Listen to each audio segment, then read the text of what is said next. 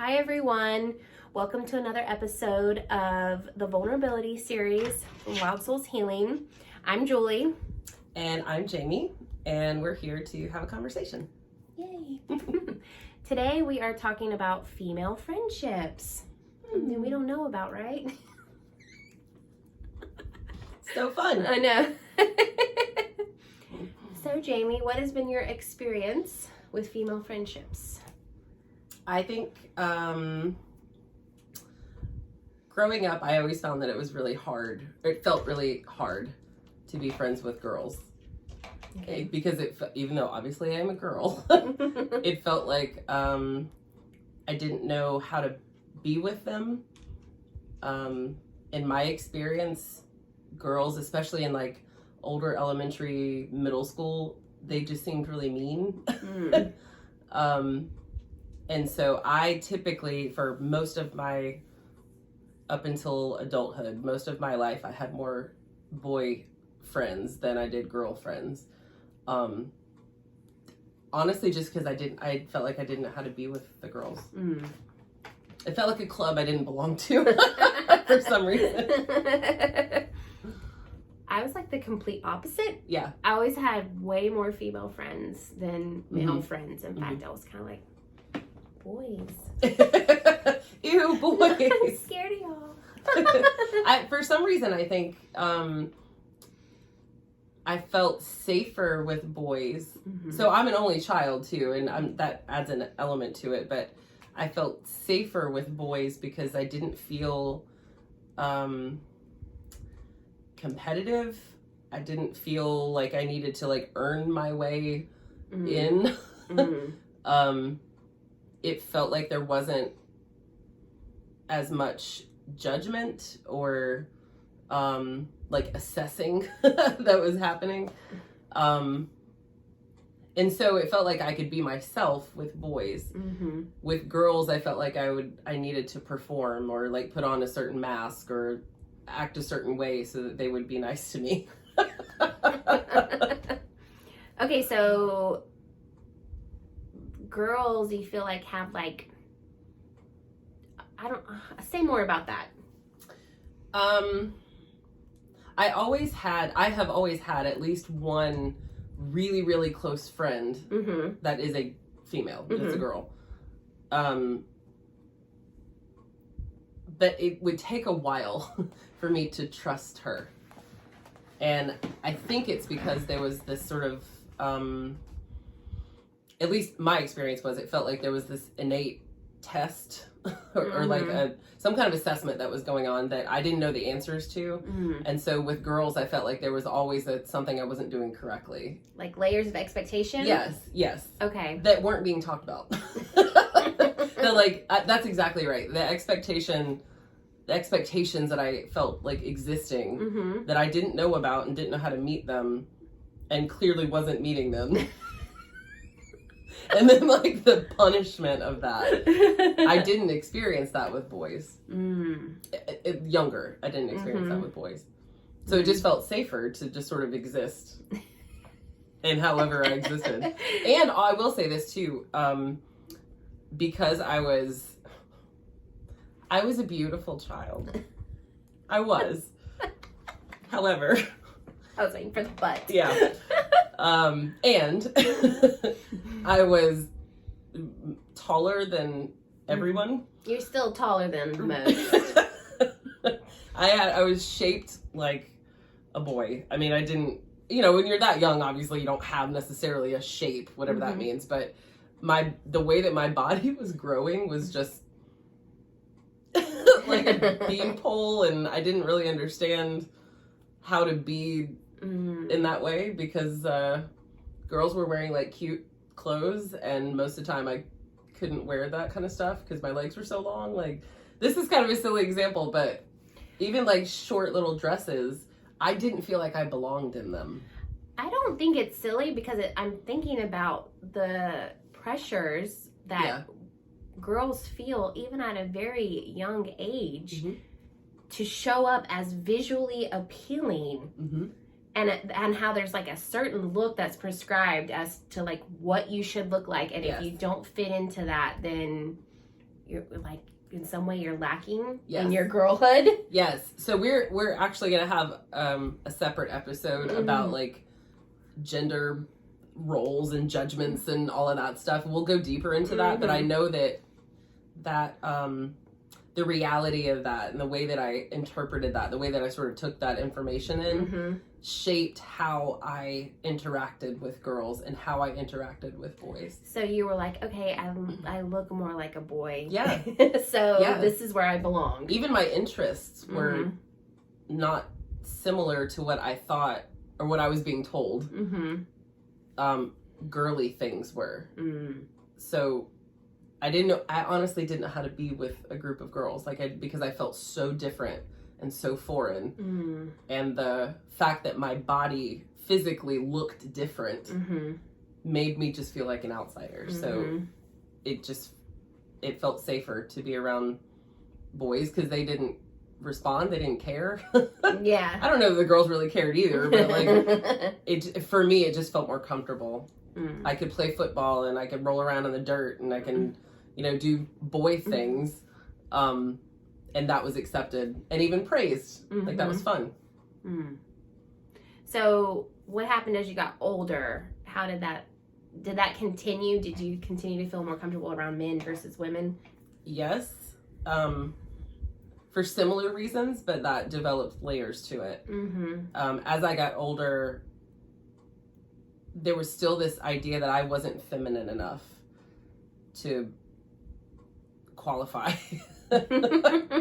Your idea or other people's idea?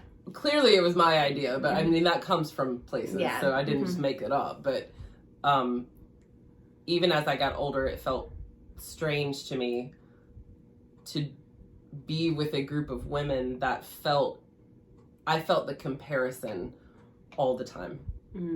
The need for me to compare myself to them, the comparison between each other, the comparison from them to me. Like I felt that happening all the time. And it just didn't feel safe. Okay. So physical comparison? Sure. All of it. What's the other aspects? It felt like there was an idea that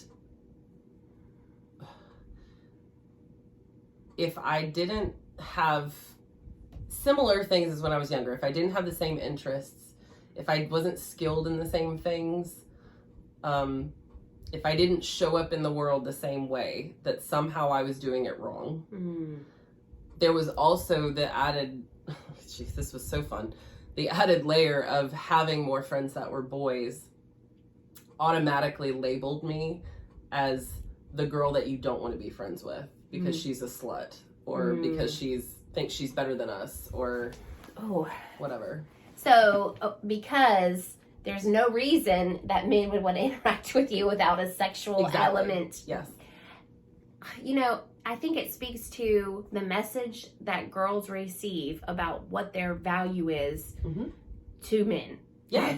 And it's purely, about sex and physical attractiveness. That it can only be about that. Only. There's no reason they would want to be a friend with a woman. Right. And because that wasn't my reality of experience, I wasn't experiencing that with every friend that I had that was a guy. I knew that's what girls were thinking of me. Like I knew that's what they were thinking about me. So I didn't know how to then show up in that way because it just felt dangerous. I mean,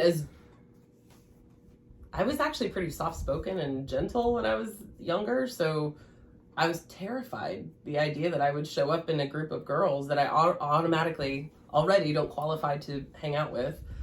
Already not good enough. I'm already not good enough for them, but also they have an idea about me that because I have a lot of friends that are guys, that I'm the enemy or something. Yeah, like threatening. It seems threatening to them. That's what it felt like to me, yeah. I mean, I think that I have experienced elements of that in the sense that men play an interesting role in female friendships and the pursuit of male attention. Yes. So this is something that I think is I don't know that I recognized this until very recently in my life, but something that I think is really important to talk about is that I feel like my interpretation is that the world kind of sets up, at least our culture in America, sets up a like a value structure, a message that men are the prize and that all the women are competing for the best one to get the prize. Yeah. And so that's where the sense of like competition and cattiness and bitchiness and drama and whatever, I feel like that gets attached to women, but not because we're just naturally like that, but because the message is that we've all got to compete with each other for this prize. Do you think there are biological aspects of it and then since society reinforces it, or do you feel like society interpreted biological information to fit that narrative? That's a dangerous question. It's a dangerous question because I'm going to keep reinforcing that this is not correct, that it's just my interpretation, just based on my experience. I don't feel like there's anything biologically about me that sets that up. Okay. Personally. I feel like structures of power, control, influence, historically in our society has been centered on men. Right. Particularly white straight men. Okay. Yeah. So I feel like that structure has sent a message, not real subtly, by the way, that is the holy grail. That's how women get power, is through men. Exactly. It's the only way for, as if it's the only way for a woman to feel like she's arrived or that she's, doing this life thing right, is if she gets the prize, if she gets the man. Yeah. Which is gross, y'all. I have definitely, that's shown up in my life in a couple different ways. In my 20s, I had at several different points in my 20s, I had groups of female friends, like large number of, probably like 5 to 10. And we would all hang out and do things together on the weekends and stuff. And, because we were all single. And the idea was, or I definitely got the impression that for some of them, what we were doing was a placeholder until they could find a relationship. And then that's what they really wanted. And then their life could start. So like, we're doing this now. And like, if we're not out meeting guys while we're doing this together, it's not not worthwhile. Yeah. And we're just doing this together because this is the end goal. And like, just spending time together for our own purposes is just really, that's not what we're doing here. Yeah, it's I've also received that message that that female friendships, female relationships are a means to the end. And the end is partnership with the opposite sex specifically. Right. And he's got to have money and he's got to look good. But there's like, this picture of checklist. That's the goal. And so you use female friendships to like practice. So like a placeholder. Yeah. So that you get the goal. Yeah. You're just biding your time. Yeah. Until you find the one. Yeah. And then your life really starts. Yeah, exactly. Yeah, I definitely have felt that from several of my female friends who I don't talk to anymore because they got the man now. Right, and it's like our relationship doesn't seem to have as much value now. Sure. And so there's that aspect of it. And then I competition for men in general and how that rips apart relationships. Yeah. My female friendships, and how once a man comes into the picture, then you just don't really matter as much as you did previously to that person. Way. Yes. And also, I'll treat you badly if it's on the road to acquiring this man. Yeah. It's really sad. It is really sad, and I think painful. It's so damaging. Not only obviously for that female relationship, that friendship, but it's so damaging to each individual. because it sends a message about your worth, your own innate value. And it breaks my heart. It actually makes me incredibly sad because I've learned how to develop and be in friendships now. And the nourishment that I get from those friendships, number one, I don't expect to get from my husband. Right. Absolutely. Because that's a different relationship. I don't expect him to fulfill those needs for me. But the nourishment I get from the friendships that I have now, I will protect just like a mother would her children. Like, I want to do anything and everything that I can to keep that aspect of that relationship very much alive, because it feeds me. And hopefully it feeds the other person that's in that relationship. So when I watch, I've been a part of it at the receiving end of it. I've been a part of it as the perpetrator. And then also watching it objectively with other women that I really care about, and I'm just watching that happen. It actually breaks my heart, because I think there's something really magical about the way that women can and do show up for each other. Absolutely. It's so valuable in and of itself. Yeah. Yeah, and I think as women grow older and they do acquire a relationship, if that's what they want, you know, and they start to recognize that maybe, okay, this isn't the end all be all, and then they can reconnect with each other in a different way. Boy, you are not a prize. Yes, this is, I don't know. I'm still looking for the trophy, the prize, like, get to wash your dirty socks. This is my prize. Clean up after every day. No. We do love our men. We do love. There is very beautiful aspects, you know, obviously. Of course. But no relationship is the end all be all. No, none. So, and putting your total fulfillment on the acquisition of anything, I think, is just a way to really get some unhappiness in your life, really end up unsatisfied. And I think it's the way that we perpetuate our own trauma. Well, yeah. I think that it's interesting. Again, I'm not speaking for anybody else but myself, but it's interesting the relationship that I have with my mother, and how there are aspects of that show up, or that have shown up earlier in my life with friendships with women. Not that either one of them is bad or good or right or wrong or whatever, but a lot of times in our relationships with women, I feel like we're trying to emulate that sort of mother-daughter, grandmother-daughter, granddaughter kind of relationship. Either emulate that and or fix it. Like repair yes, it. You know definitely, what I mean? Definitely. And that's another layer of pressure and expectation that we're putting on each other too. It's a natural thing that we're doing, like I understand, but that's like that's a tall order. Mother me. Right.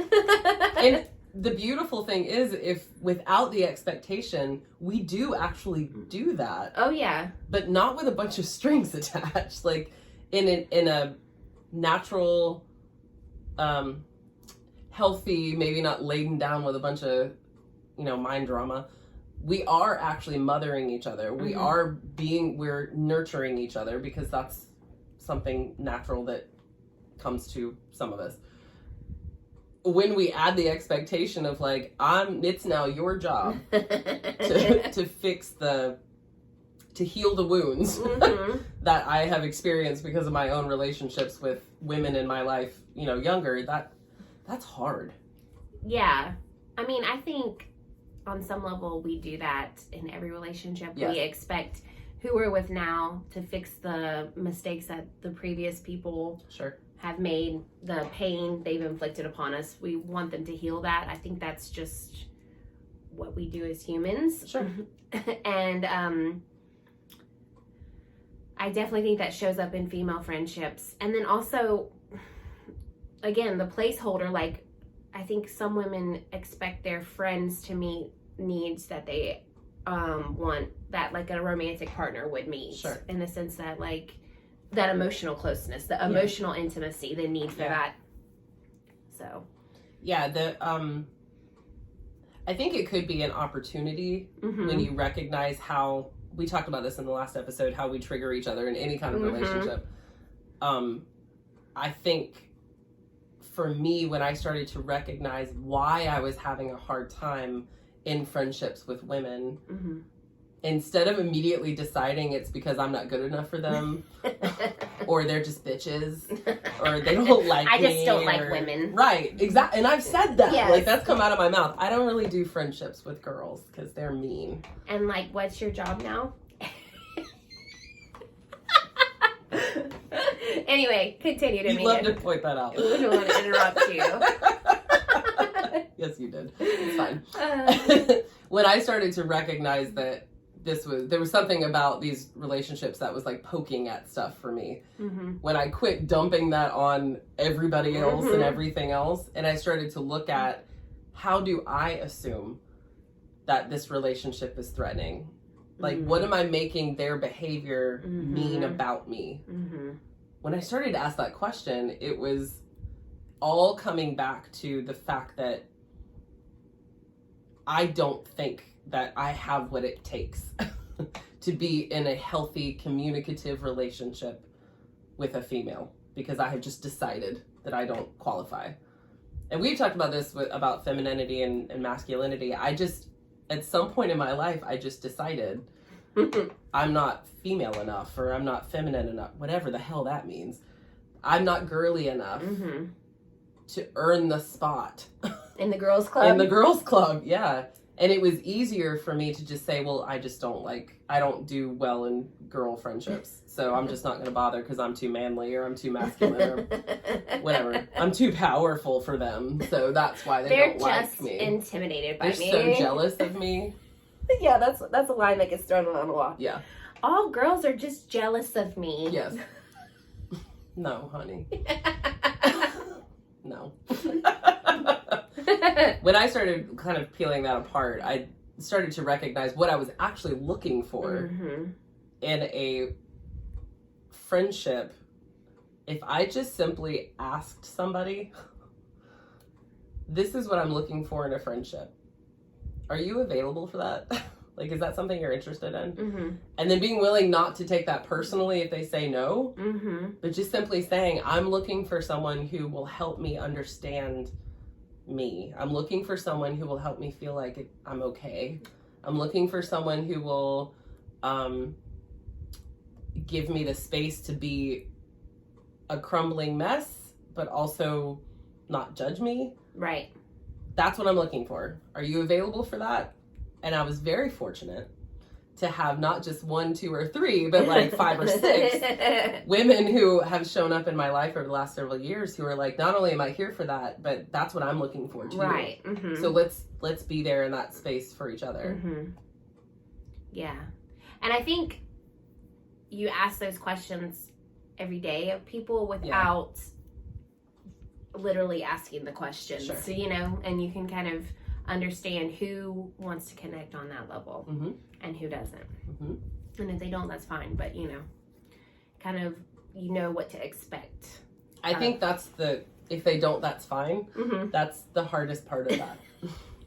Because I think the way that I was operating before was, I was essentially asking for that or expecting that from women, and I wasn't saying that.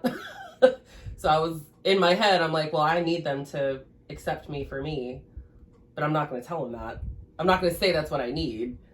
I'm just going to expect them to do that. And when they don't, it's because they're stupid or there's something wrong with them. What happens when we have expectations that we don't verbalize? We're disappointed. Always. Always. Always. Always. And then we get resentful. Yes. So fun. Yeah. I think it's really interesting. Maybe that's not the right word. It's something to think about the power dynamics and the value and self-worth that are attached and kind of at play in this whole like competition and comparison thing that happens in female friendships. Okay, so like think about Mean Girls. Mm-hmm. That movie, that's kind of like the classic example of like the cattiness and like what happens in female relationships and what women use these relationships for and how they kind of like manipulate and the power that they're trying to gain by using other women essentially and the hierarchy that they create through those relationships. I mean, of course it's hard to trust women when you have that going on. And like I think all of us have experienced that. For sure. Raise your hand if you've been personally victimized by Regina George, you know? Absolutely. Yeah. I think that exists also for men. Just in a different way. But differently. Yeah. Mm-hmm. So I don't mean to perpetuate the idea that like we're the only ones who experience this kind of competition. It definitely exists all over the place. But I think that's something that, this is a little bit of a soapbox, but that's something that's very important for me to help other women understand is that I think we wear the label of just being over dramatic, catty, mean, manipulative, whatever, all those words because we're women. Right. As if it like the question you asked, as if that is something that's biologically woven into our DNA or something. Right. And I think it's important for people to recognize that not only is that not true, but there are things in place in our society that keep perpetuating that idea because it works for the greater power structure. Like, you know what I'm saying? Like it helps.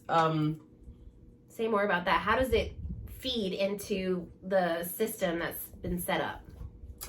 So think about the beauty industry. Yeah. Or advertising. That literally works by reminding us how we're not quite measuring up. So it works by showing us a picture of what an ideal woman looks like, or how she lives, or the money she earns, or the kind of mother she is, or the jobs that she has, or whatever. How they can serve men. Exactly. I mean. Exactly. And because that's shown to us as the ideal picture of what we should be looking for, which isn't real, by the way, we'll keep scratching and clawing to get to that so that we can win the prize, so that we can feel like we're safe now.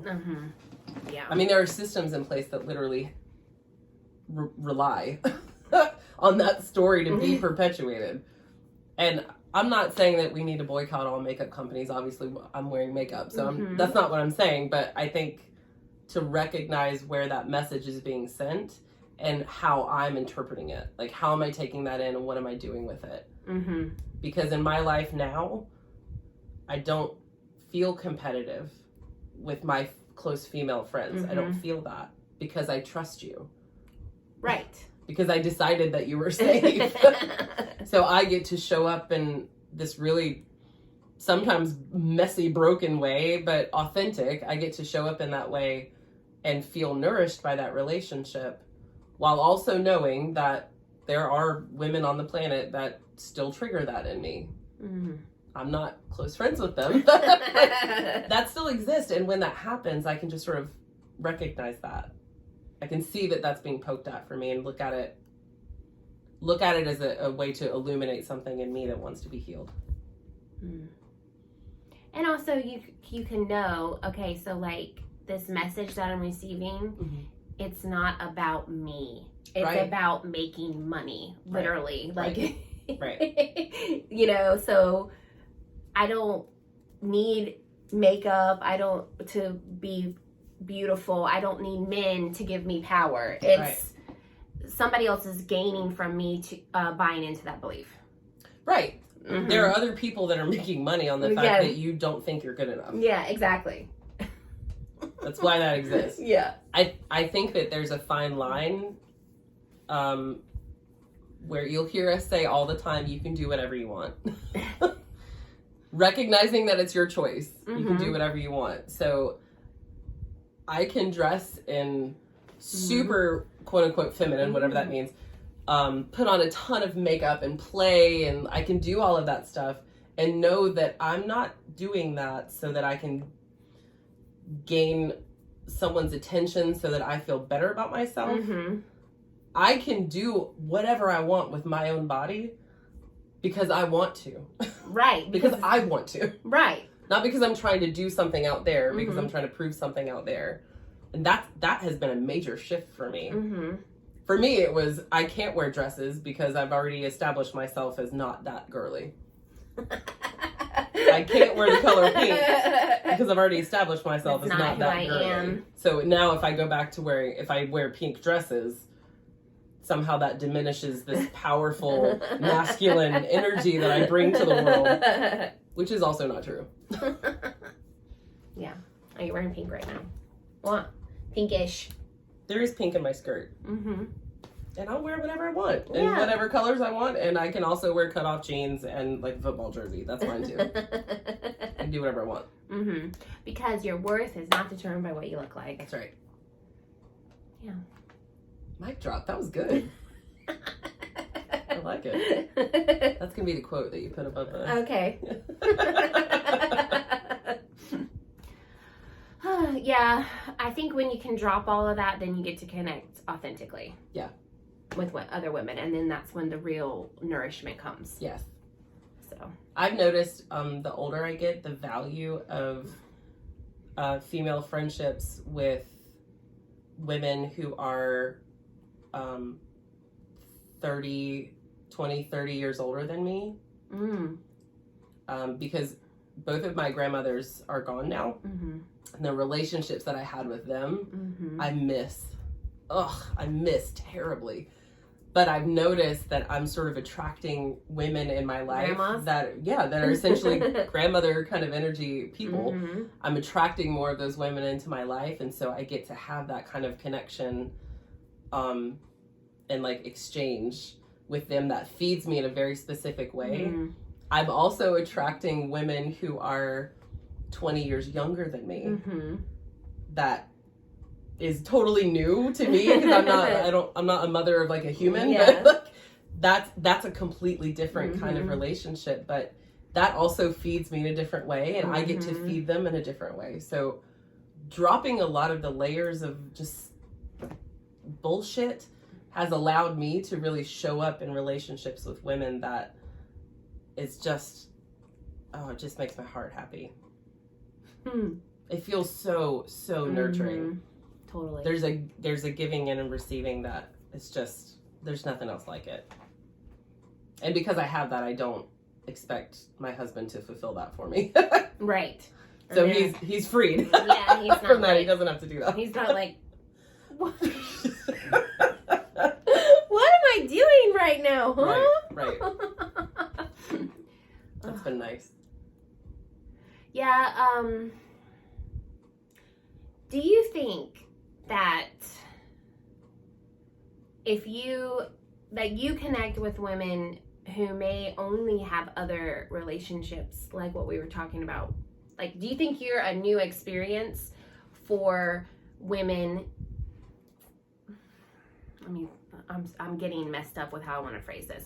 So, because you approach women without the competition, like outside of this whole dynamic that's been set up by Mhm. society, do you think you allow other women to experience what a female friendship could be like that may never have? Like, if Sure. you decide not to participate and then it's just not present, Right. do you think they get like a taste of what it could be? This is an interesting question because that's my hope.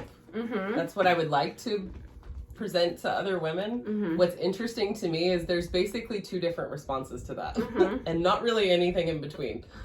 There's either the response that's like, oh my gosh, I've been waiting to have a relationship or Mhm. friendship with a woman that feels like this. Thank you for being in my life. Thank you, Jamie. Like, let's form a friendship right now. Let's do this. I'm really hungry for that. Or, I don't get you. What is happening What right now? are you? I don't trust that. Yeah. You're intimidating. Mm. You're too much for me. I don't want to show up that way. Like, this doesn't feel safe. There's not really a whole lot of in between. It's either one of those two reactions. So, and that's okay too. I think the work that I've done just in myself and also the work that I do on a regular basis helps me see that as not some sort of reflection of me. Mm-hmm. But I get it. Like, yeah, it probably is a lot. I'm a lot, y'all. If you're not used to it. If you're not used to it, and if you've never been in a kind of situation or relationship where that was real, mm-hmm. then it probably does feel manipulative and fake or dangerous. Mm-hmm. I get it. Yeah, me too. I think I'm kind of getting clarity on how responses to me have been in the past from some, because I have felt what we've been talking about, like that dynamic, but I don't think I ever, because of my own past trauma, sure, of course, around men, yeah. I don't think I ever was like, I must have a relationship. I think I was more like, I don't want a relationship because that is territory that feels threatening to me. Mm-hmm. So, I was kind of like, I'm not, if you want the man, have them. You know what I mean? Mm-hmm. So, like, I was like, I don't understand. I'm not competing with you because I don't want it. Right. So, yeah. I think that I have had relationships with women that there was more freedom in that because they didn't feel like I was a threat in that way. Yes. Mm. Yes. It's interesting. My response to those situations has been, let's be as intimidating as possible, because the focus was winning, because that was the message I kept receiving, was that clearly these women don't like me already, so I still get to have a prize though. So I'm bigger than you. Whatever. That I noticed myself showing up that way a lot. There was a period of time where you and I spent social time together a lot. The social time. She means we went to the bar a lot in our wilder days. I would specifically dress a certain way because I was trying to send that message. I don't know how much of that was conscious, but I was trying to send that message the second that you see me. I'm taller than you. I'm more powerful than you. I'm scary. I want to be scary. Like, and it was like a way of me protecting myself right off the bat. She was like, I'm a sexy dominatrix. I did not wear black leather out. Don't send that message. Just dark colors, tall heels, tight pants, hair straightened. Yes. Like harsh. It was all hard lines in the outfit. And then maybe occasionally aggressive sparkle at the neckline. You know what I mean by aggressive sparkle, like the chunky, big. I love this right now. This is great. And then she had her sports car she'd ride up in. Yeah. I still have that car. I'm not letting go of her for a while. She's still in there. Yeah. Yeah, it's interesting to me the way that I responded to the same situation that you were responding to, but from very, very different ends. Just depending on what felt like, for me, that felt like the safest option. Yeah. To obliterate everyone else so that I didn't have to feel competitive. And I was like, I'm not competing here. Right. Yeah. I have my true love already, alcohol. At that time. My forever love. Yes, waiting for me already. I don't have to compete for nothing. Right. Always available, as long as I have money. You know what's interesting to me that I'm just thinking about? I think there was something that happened in my brain where going through high school and right after college, literally hearing it, but also feeling like other girls had determined that I was a slut or that I was some morally dangerous person or whatever. I think there was something that happened in my head where I was like, yeah, okay. I'll just play that card then. I'll just play that role. Oh, I'll be the biggest one. Right. There was something in me that was instead of trying to prove to you that that's not who I am and that's not accurate and that actually cuts me and hurts me in the core of my being, instead of being that vulnerable, right? I'm just gonna say, okay. Okay. We can do this. Yeah, I'll just go buy a brand new Camaro then. And your boyfriend will want to talk to me anyway. Sure. That's the energy that I'm going to show up with that. That was gross.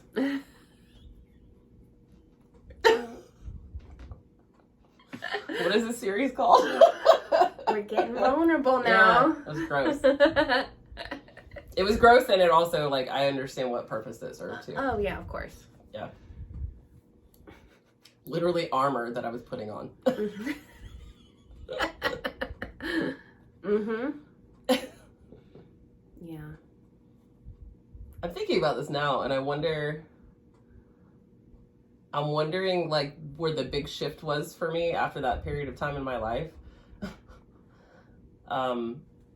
We talked a little bit about this in the last episode when we were talking about Jesse and I when we split up and got back together.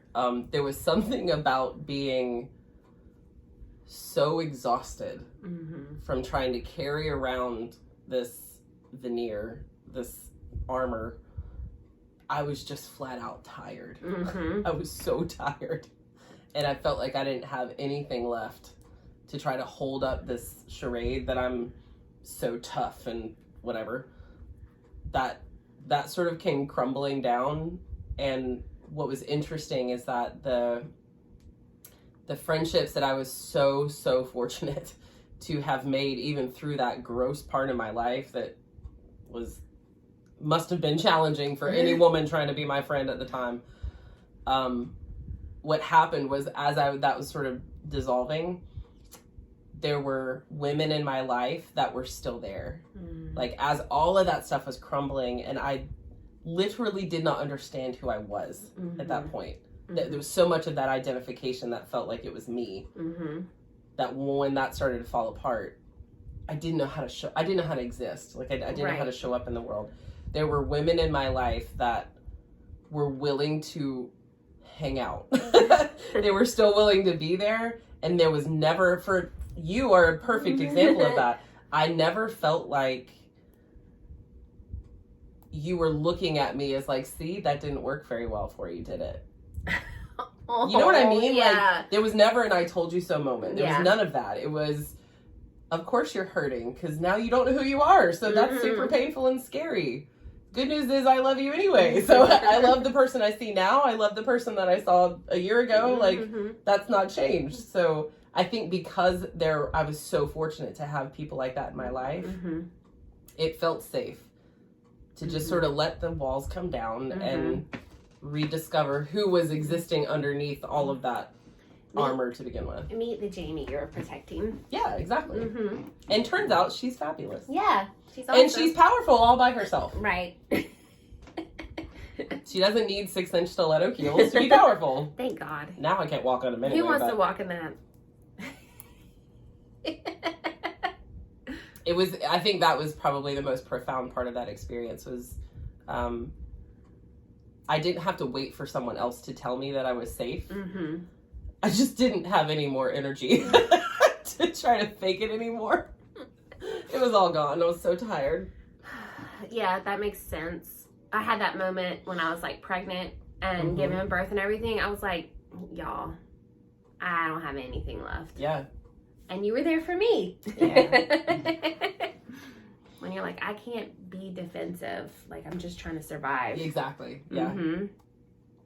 So I think there's really some good juice in there. Oh, yeah. Because I'm not saying that when you're challenged and kind of, I hate to use the term broken because that feels definitive and like forever, but. Or like there's something wrong happening. Right. But when you feel like you're just being pushed and poked at and you lose all ability to really shield yourself anymore. I do think that there's something really beautiful about what realizations can happen in that moment. Oh, definitely. Because if you're not trying to hold up that wall and you see what's really under there, there's always going to be something beneficial. There's always going to be something valuable about that. And then you get to love yourself and who you actually are. Like who that little person is that you're trying to protect.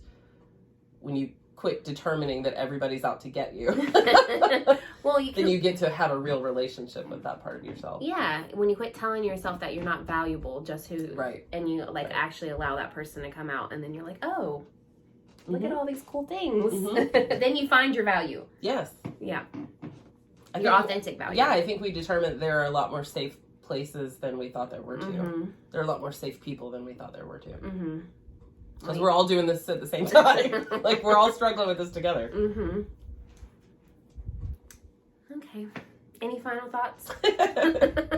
This is getting to be a long video. I think they're just going to get longer and longer. Yeah. I'm fine with it. All day. Just to us talk. I think a final thought would be just encouragement.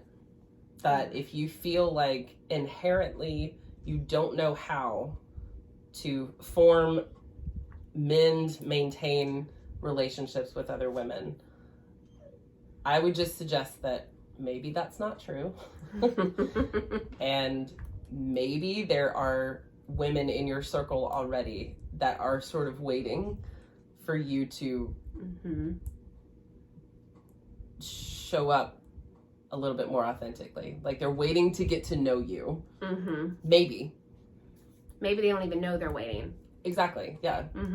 Maybe you can be the permission that they need Exactly. to Yeah. drop their I armor think if we could just hold some space for that, I would love it if every person I come across has at least one or two people in their life that they're outside of a romantic relationship that they feel is an actual, like, nurturing, nourishing friendship.